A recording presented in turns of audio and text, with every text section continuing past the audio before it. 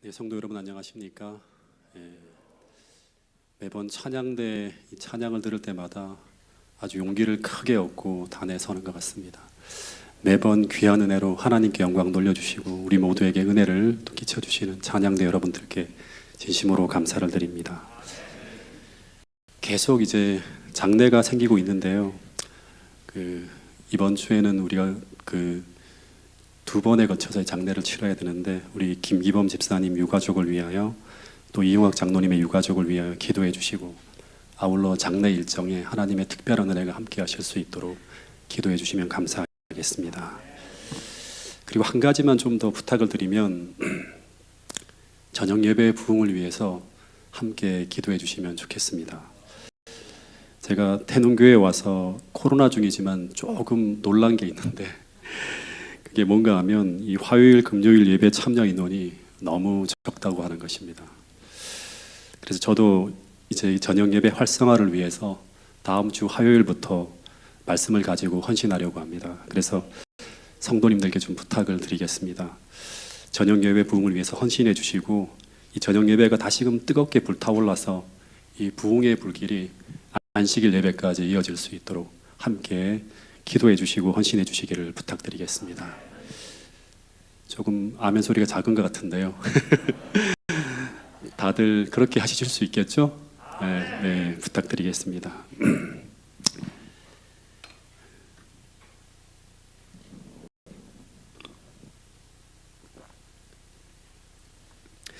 오늘은 사랑으로 역사하는 믿음이라고 하는 주제로 좀 한 시간 은혜를 나누고자 합니다.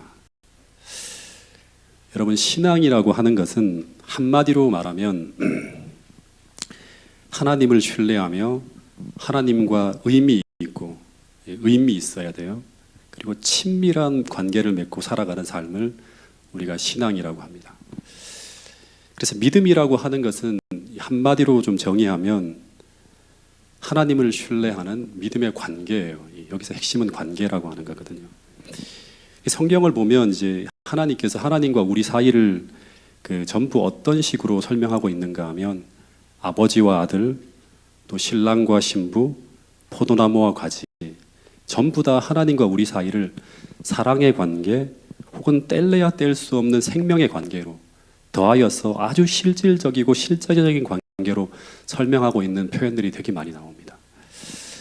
그래서 성경에서 말하는 믿음은 우리가 무엇을 알고 어떤 지적인 동의를 말하는 정도가 아니라 하나님과 우리가 서로 사랑을 통해서 신뢰가 형성되어진 인격적이고 실제적인 관계로 설명하고 있다고 하는 것입니다. 이게 되게 중요한 겁니다.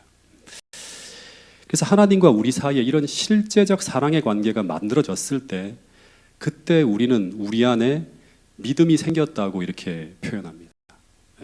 하나님과 우리 사이에 이런 실제적 사랑의 관계가 만들어졌을 때 우리 안에 믿음이 생겼다고 하는 거예요. 그리고 그런 믿음의 관계가 성립된 사람을 하나님은 당신의 백성이라고 해요. 관계가 성립되어졌을 때 당신의 백성이라고 하고, 그리고 그들은 그 믿음으로 구원을 받았다고 말합니다. 그래서 갈라디아서 6장 5절에 보면 이 하나님과 우리 사이에 이런 이 사랑의 관계를 만들어내는 이 믿음을 바울은 그냥 믿음이 아니라 이런 믿음이라고 설명하고 있습니다. 갈라디아서 5장 6절 말씀을 같이 한번 읽어보겠습니다. 시작.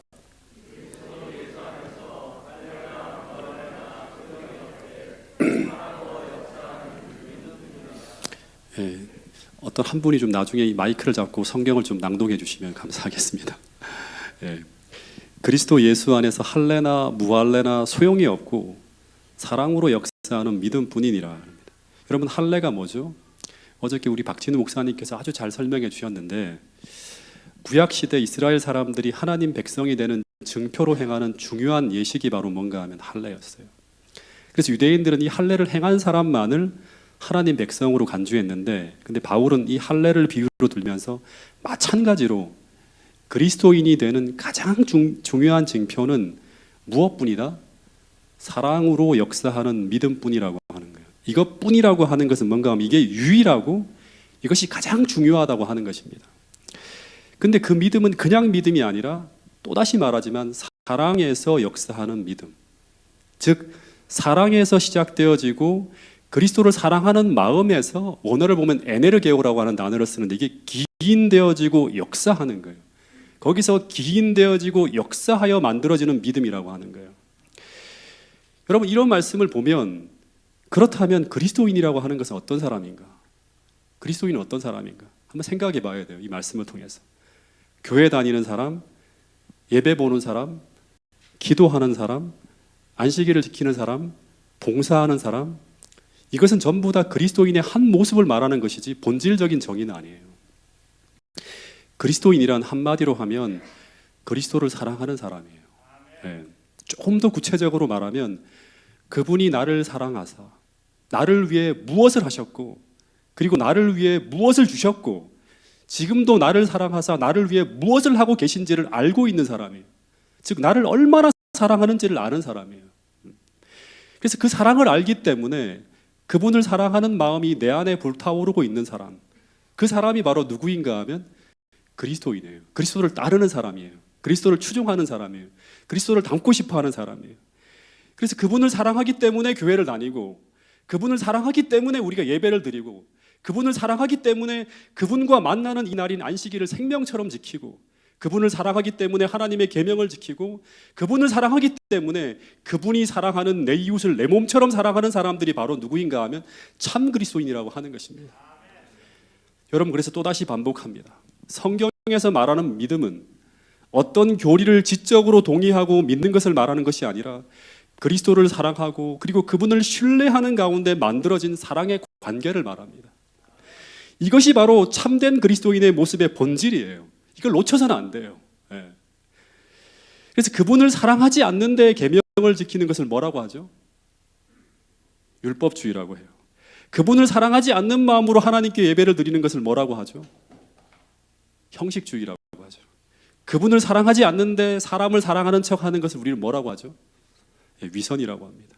근데 예수님 당시에 만연했던 이 율법주의, 형식주의, 위선이라고 하는 이런 모든 잘못된 신앙의 원인은 전부 하나님과의 사랑의 관계가 무너진 상태로 혹은 관계가 없는 상태로 신앙생활을 이어가는 신자들의 모습 속에서 나타난 모습들이에요. 전부 다.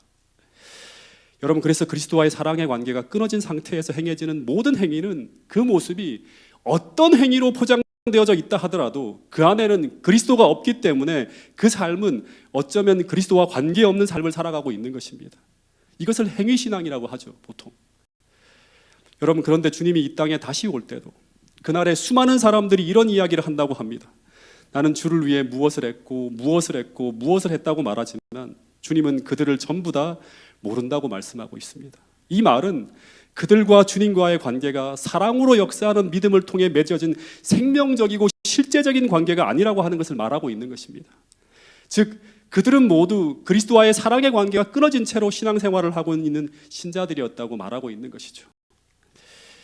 여러분 그래서 성경에서 말하는 모든 신앙의 의미 있는 시작과 성장과 헌신은 전부 우리 마음속에 성령을 통해서 이 그리스도를 사랑하는 마음이 부어질 때 그 사랑이 불타오를 때 비로소 시작되어진다고 성경은 말하고 있습니다.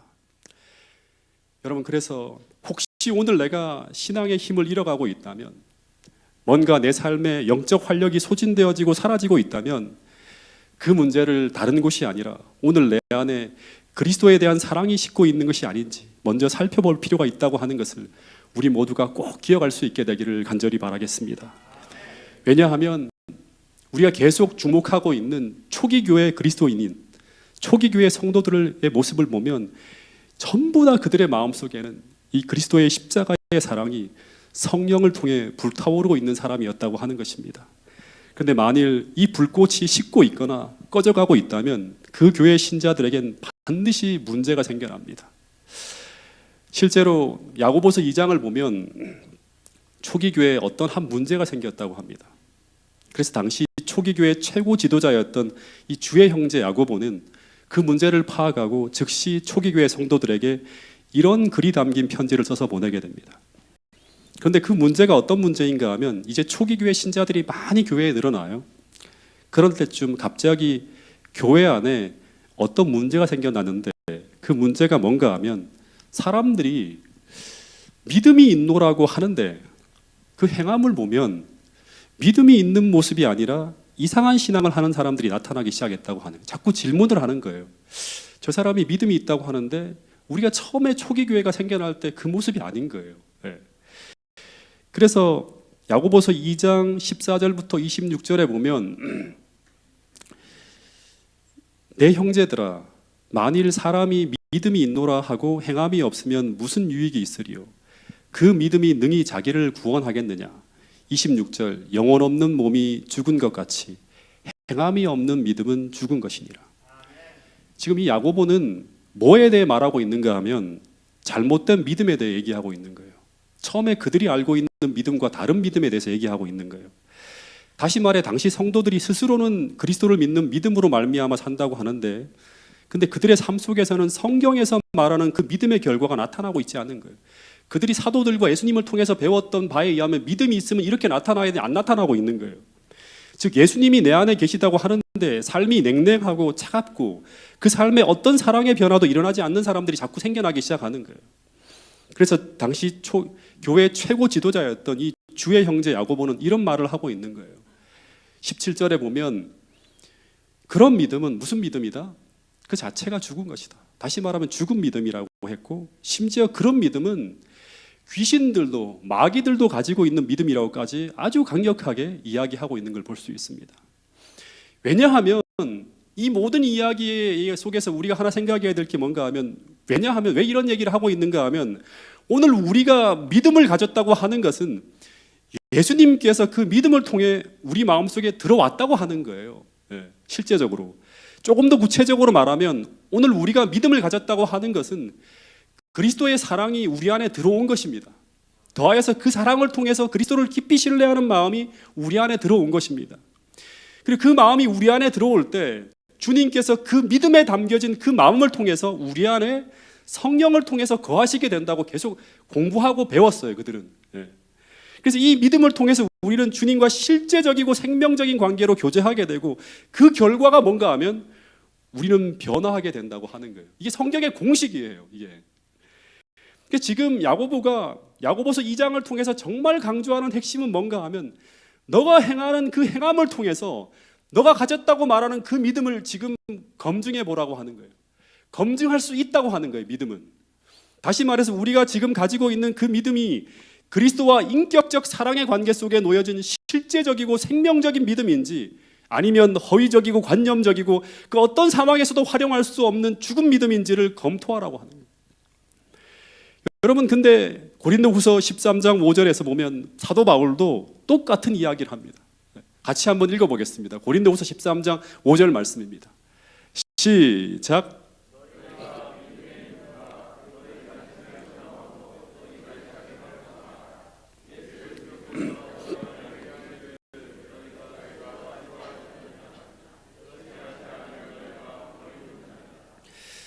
너희가 믿음에 있는가 너희 자신을 시험하고 너희 자신을 확증하라.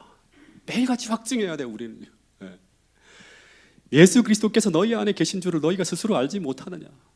그게 검증이 안 된다면 어떻게 된 것이다. 주님과 관계가 끊어진 거라고 하는 거예요. 저는 강원도 태백 산골짜기에서 어린 시절과 청소년기를 보냈어요. 제가 1971년생이거든요. 근데 저는 1977년도에 초등학교를 입학했는데 초등학교 1학년 때부터 여기 보면 보이죠? 여자와 갈려서 초등학교 1학년 때 입학하니까 1분단부터 3분단까지는 남자가 앉고 있고 4분단부터 6분단까지는 여자가 이렇게 앉아 있습니다. 4학년쯤 되니까 아예 남자와 여자를 완전히 분리시켜서 1반부터 7반까지는 남자, 그리고 7반부터 13반까지는 여자로 완전히 여자아이들과 분리되어서 이제 공부를 하기 시작해요. 그리고 저는 이 여학생들과 완전히 분리되어서 중학교 때는 남자 중학교를 나왔고요. 그리고 고등학교 때는 남자 고등학교를 나왔어요. 참 여자라고 하는 존재는 저한테는 아주 신비로운 존재였어요. 그리고 이제 대학에 가서는 이제 좀 미팅도 하고 여자도 좀 보고 학교에서 좀 이렇게 구경도 하겠다고 싶었는데 공대를 제가 나왔는데요. 공대 중에서도 여자를 전혀 보기 힘든 전기공학과에 딱 들어가니까 여자를 만날 기회가 하나도 없는 거예요. 4학년 졸업할 때까지 딱 한 명 여자가 들어왔고요. 아예 여자를 보기 힘들어요. 그러다 군대를 제대하고 24세 이제 저기 앉아 있는 사모를 처음 만났는데 제가 어떻게 되었을까요? 네. 저 사람이 제 마음에 사랑하는 사람으로 딱 들어오니까 그 결과가 어떻게 나타나는가 하면 평소에 안 하던 행동들을 막 하기 시작하는데, 그런데 그 행동들은 제가 행해야지 해서 하는 것이 아니었어요. 다시 말해서 율법주의가 아니라 그 사랑이 제 마음속에 딱 들어오니까 자연스럽게 나타나는 변화였습니다. 사도 바울의 표현을 빌리면 이 사랑이 나를 강권해서 막 끌고 가는 거예요. 실제로 신앙생활은 그렇게 하는 거예요. 사랑이 막 불타오르니까 주님의 그 엄청난 사랑이 들어오니까 내 자아가 완전히 압도되어지는 거예요. 나의 의지를 집어삼키는 거예요. 근데 그 증상이 어떻게 나타나는가 하면 첫 번째는 사랑하는 사람을 기쁘게 하고자 하는 일들을 행하기 시작하는 거예요. 이 정확한 증상이에요. 그래서 매일매일 이 사람의 말과 행동과 생각에 예민한 관심을 갖기 시작하는 거예요. 마찬가지로 오늘 우리 안에 주님의 사랑이 들어오면 주님께서 말씀하시는 그 말씀과 그분의 생각과 그분이 행하시는 그 일에 우리는 분명히 예민한 관심을 갖기 시작해요. 그래서 우리가 하나님을 사랑하게 되면 우리는 하나님 말씀을 반드시 사랑하게 돼 있어요. 이게 전부 다 성경 연체에서 이야기하는 핵심이에요. 그래서 그냥 형식적으로 말씀을 보는 것이 아니라 보라 해서 보는 게 아니라 예민한 관심을 가지고 사랑하는 사람의 마음을 알기 위해서 보는 거예요. 그 두 번째는 이 사랑이 들어올 때 나타나는 변화 중 제일 큰 변화는 뭔가 하면 끝도 없는 그리움입니다. 제가 당시에 학교를 휴학한 터라서 매일 봐요. 매일 만나고 보고 하는데 계속 헤어지기만 하면 그리운 거예요. 하루 종일 생각이 나는 거예요. 그래서 늘 전화하고 편지 쓰고 하는 거예요. 마찬가지로 우리가 주님을 사랑하게 되면 그분에 대한 그리움이 우리 마음에 가득 차서 늘 그분을 사모하게 돼요. 근데 제가 당시에 저희 강민경 사모와 3년 동안 교제를 했는데 저희 두 사람의 교제를 방해하는 방해꾼이 있었어요. 누구인가 하면 강민경 사모의 오빠였어요. 저보다 한 살 더 많은데 이 오빠가 당시에 강민경 사모의 귀가 시간을 밤 9시로 딱 정해놨어요. 그 시간 전에 들어오지 않으면 난리가 나는 거예요. 제가 한 번은 좀 늦게 집에 보냈다고 바로 확 튀어나와서 고재원 거기서 하면서 막 한바탕 일장연설을 하는데 그걸 다 듣고 머리 숙이고 이렇게 들어야 되는데, 근데 이제 참 난감한 건 언제나 9시 전에 들어와요. 9시 전에 들어와 지키고 있는 거예요. 그래서 7시쯤 만나면 2시간 만에 헤어져야 되는데, 근데 그 2시간이 얼마나 빨리 가는지 만나면 1초가 지나간 것 같은데 벌써 2시간이 다 가버린 거예요. 너무나 아쉬워하면서 헤어졌던 기억이 납니다. 근데 마찬가지로 오늘 우리가 주님을 사랑하게 되면 우리는 주님과 교제하는 시간이 반드시 즐거워집니다. 그 결과 이 주님의 사랑의 편지인 이 하나님 말씀에 푹 빠져서 혹은 기도 시간에 푹 빠져서 애틋한 사랑의 시간을 주님과 나누게 된다고 하는 것입니다. 성경책을 펼쳤는데 잠깐 지나간 것 같은데 벌써 1시간, 2시간이 지나가고, 기도를 1분 정도 한 것 같은데 벌써 긴 시간이 흘러가는 그런 경험을 우리가 하게 된다고 하는 것입니다. 근데 그 전제는 무엇인가 하면 오늘 우리가 주님을 사랑하게 되면이에요. 우리가 주님을 사랑하게 되면, 즉 그 사랑이 성령을 통해서 우리의 마음에 부어지게 되면 말씀을 보는 시간, 기도 시간이 하나의 종교인으로서 형식이 아니라 그 시간이 실제적 사랑의 교제의 시간으로 변하게 된다고 하는 것입니다. 찬미를 할 때도 신령과 진정으로 부르게 되고, 기도할 때도 아멘이 절로 나오게 되고, 말씀을 들을 때도 나를 향한 하나님의 음성으로 들리게 되는 거예요. 여러분, 그래서 우리가 주님을 사랑하게 되면 형식주의적이고 무미건조한 신앙은 반드시 깨어집니다. 그래서 예배가 살아나게 되는 거예요. 오늘 이 자리에 앉아있는 모든 분들이 주님을 뜨겁게 사랑하는 십자가의 사랑으로 불타오르는 사람들이 앉아있다고 하면 하나님께서 이곳에 임재하는 것을 분명히 느끼게 되고 아주 역동적인 예배를 드리게 된다고 하는 것입니다.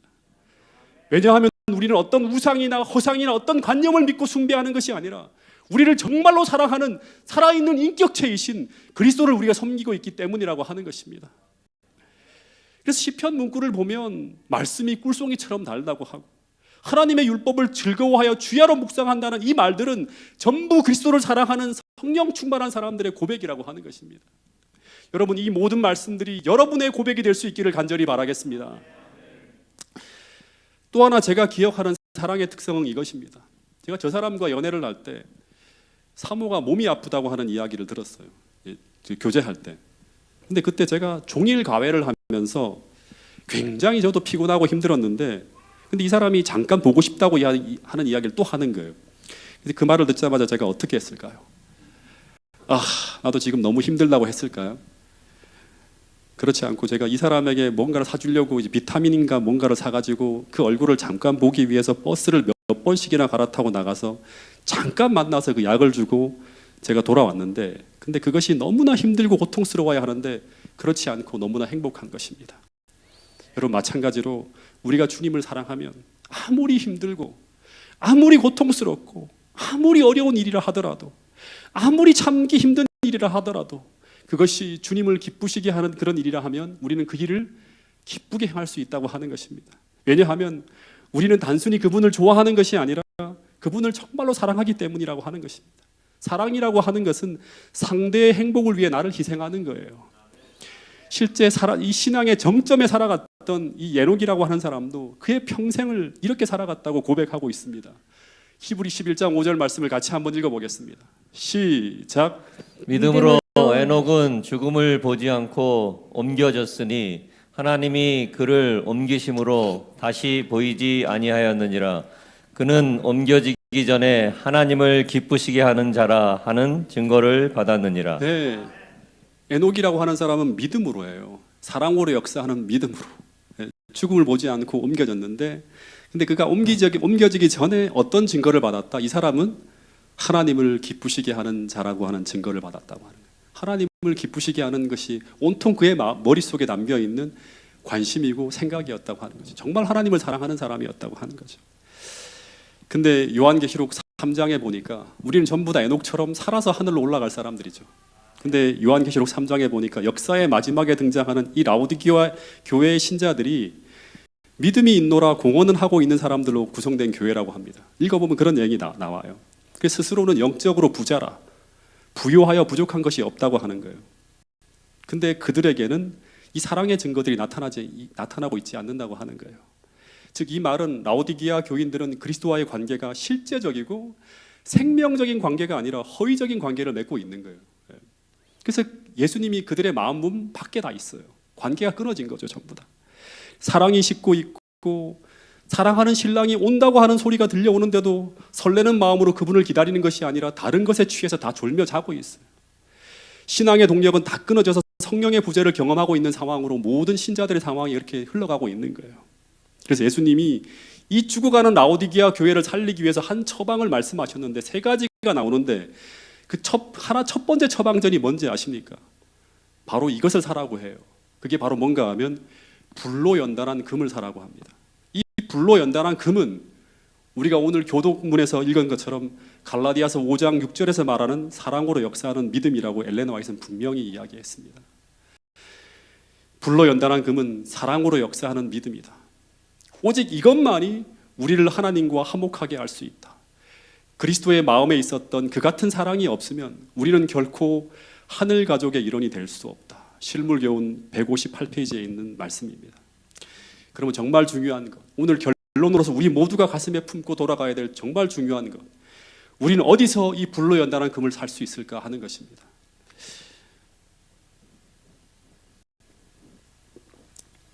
제가 창세기를 정말 좋아하는데요, 창세기 6장 1절부터 7절까지의 내용을 쭉 보면 오늘날과 똑같이 종말의 세상의 모든 사람들이 완전히 다 타락해 가고 있었어요.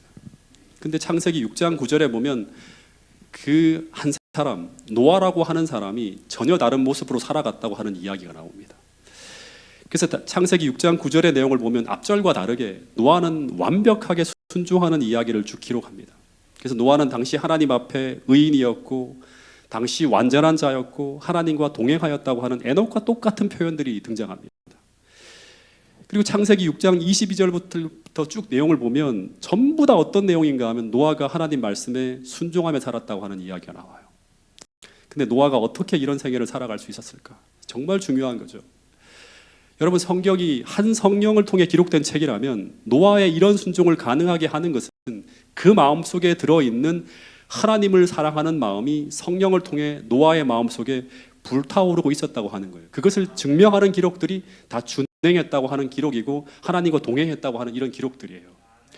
근데 어떻게 세상의 모든 사람들이 다 하나님을 버리고 있었고 더하여 민노라고 공언하는 수많은 사람들까지 다 타락해가는 이런 상황 속에서 어떻게 노아가 이런 인생을 살아갈 수 있었을까? 이 치열하게 관심을 가지면서 봐야 돼요. 왜냐 그럼 노아는 종말에 살아남은 자이기 때문에.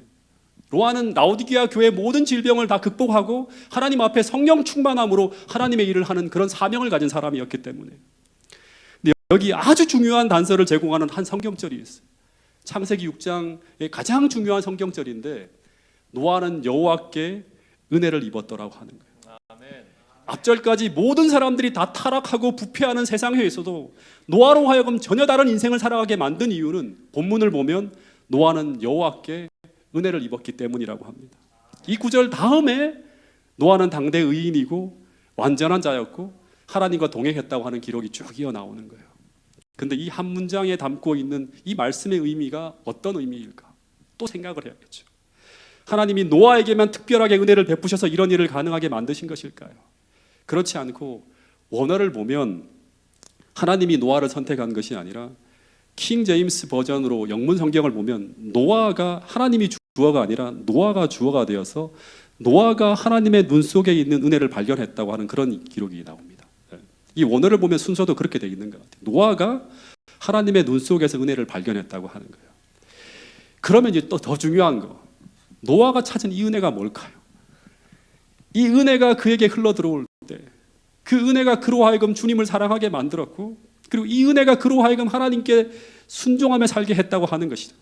그래서 이 은혜라고 하는 것은 뭔가 하면 하나님을 사랑으로 하나님을 사랑하게 만드는, 정확하게 말하면 사랑으로 역사하는 믿음을 만들어내는 결정적 원인이 바로 뭔가 하면 이 은혜라고 하는 거예요. 제가 창세기 6장을 진짜 샅샅이 여러 번 반복해서 읽었습니다. 예언의 신부터 이제 다 읽어봤는데요. 근데 제가 하나 내린 결론이 뭔가 하면 창세기 6장 3절부터 쭉 7절에 보면 하나님께서 가라사대 하면서 하나님 말씀이 나오는데 이것은 그 시대에 하나님과 교통하는 선지자였던 노아에게 하나님께서 말씀하시는 거예요. 즉 하나님은 이제 내가 창조한 사람을 내가 세상에서 멸망시킬 수밖에 없다는 것을 노아에게 쭉 알립니다. 근데 본문의 구절을 보면 이 이야기를 들으면서 노아가 하나님께 은혜를 입었다고 하는 거예요. 근데 하나님께서 노아에게 들려주신 이 이야기는 그 시대를 구원하기 위해 세상에 주신 하나님의 사랑의 기별이라고 할 수 있죠. 오늘날로 말하면 복음이에요. 그러면 노아가 그 하나님의 말씀을 들으면서 그 복음을 들으면서 깨달은 그 하나님의 눈 속에 있는 그 은혜는 도대체 무엇이었을까? 그것을 설명해 주는 것이 바로 5절, 6절의 말씀이에요. 본문에 보면 하나님은 노아에게 내가 땅 위에 사람 지으셨음을 한탄하사 슬퍼하면서 노아에게 이제 내가 창조한 사람을 세상에서 멸망시킬 수밖에 없다는 것을 노아에게 쭉 알려주는 이야기가 나옵니다. 그 기간이 120년 될 것이고 너는 뭐를 해야 된다고 하는 이야기를 해요. 근데 이 이야기를 노아에게 말씀하시면서 하나님이 어떤 마음으로 이 경고의 기별을 전하셨는지를 설명해 주는 구절이 바로 6절에 나옵니다. 그래서 이 6절은 8절만큼 너무나 중요한 성경절이에요. 오늘 우리는 새 천사의 기별을 읽을 때 노아처럼 이 기별 속에 담겨진 하나님의 마음을 성령을 통해서 읽을 수 있어야 돼요. 그래야지만 이 새 천사의 기별이 하나님의 사랑의 마음이 담긴 영원한 복음이 되어질 수 있는 거예요. 6절에 보면 하나님은 땅 위에 사람 지으셨음을 한탄하사 근심하셨다고 하는데 이 근심하다고 하는 이 단어는 실제 원어를 보면 히브리어로 아짜부라고 하는 단어를 써요. 근데 이 단어의 의미는 어떤 의미인가 하면 고통으로 꽉 차서 비통해하다. 조금 더 정확하게 말하면 통곡하며 눈물 흘리는 모습을 표현할 때 사용하는 단어가 바로 이 아짜부라고 하는 단어라고 해요.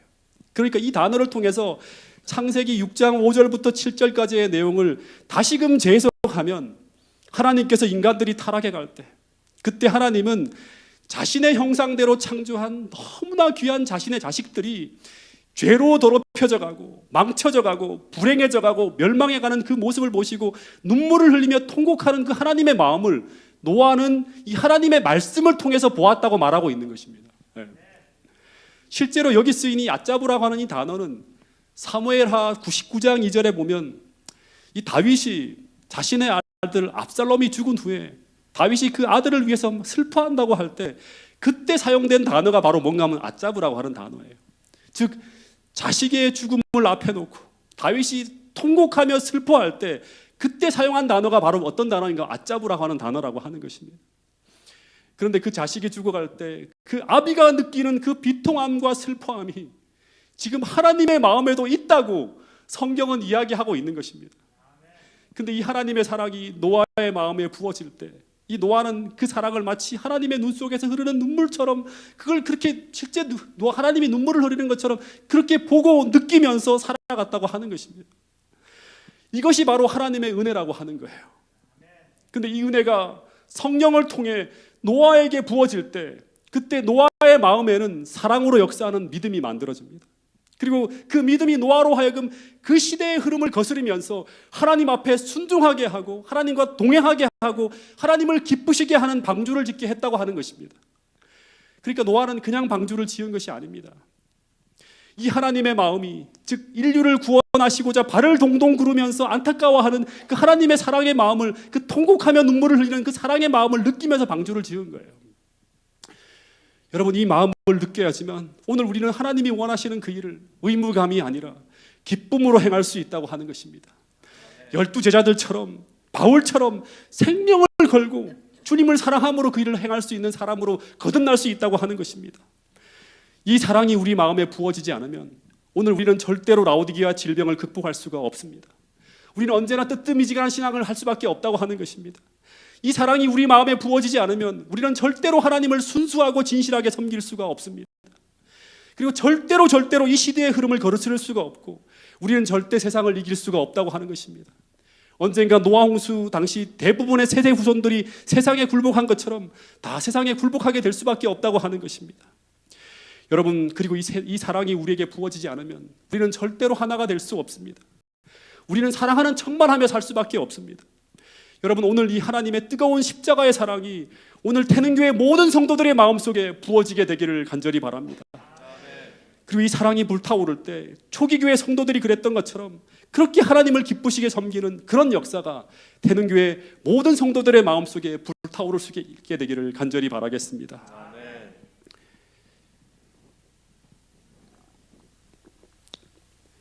호세아서 11장 8절에 보면 이 북방 이스라엘이 멸망 직전에 하나님께서 선지자 호세아를 통해서 당신의 마음을 이렇게 전하라고 하는데 이 이야기가 저는 성경을 보면 다 같은 예수님이기 때문에 다 똑같은 마음으로 적혀 있는 걸 보게 됩니다. 여기 본문에 보면 이런 이야기를 합니다. 호세아가 내 백성이, 이제 하나님께서 하시는 말씀이죠. 내 백성이 끝끝내 내게서 물러가나니 비록 그들을 불러 위에 계신 이에게로 돌아오라 할지라도 일어나는 자가 하나도 없다. 아무리 불러도 돌아오는 사람이 없는 거예요. 근데 이런 북방 이스라엘 백성들을 바라보는 그 하나님의 마음은 선지자 호세아와 같은 이런 마음이었다고 합니다. 자, 이 다음 부분부터 한번 읽어볼 거예요. 에브라임이야부터 시작. 에브라임이여, 내가 어찌 너를 놓겠느냐? 이스라엘이여, 내가 어찌 너를 버리겠느냐?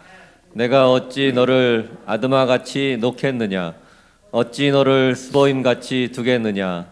내 마음이 내 속에서 돌이키어 나의 국률이 온전히 불붙듯 하도다. 에브라임이여, 내가 어찌 너를 놓겠느냐?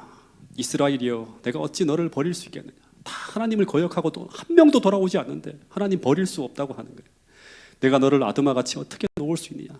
내가 어찌 너를 스보임같이 두겠느냐? 내 마음이 내 속에서 돌아서 막 견딜 수 없는 그런 사랑의 마음이 막 마음속에 불타오른다고 하는 거예요.